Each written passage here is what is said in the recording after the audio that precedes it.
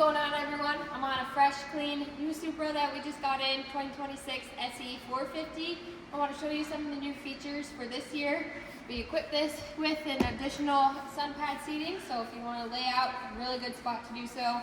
Or take this out, you have a full walkthrough of gator step on the boat, keeping it really nice and clean.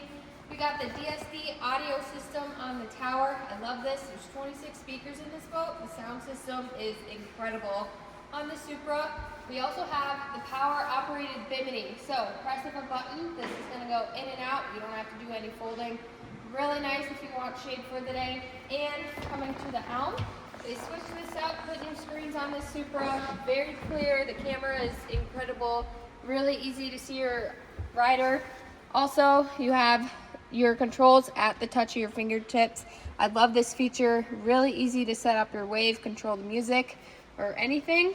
Again, this is a really nice new Supra that we just got in at Nisswa. Come see it today or on our website.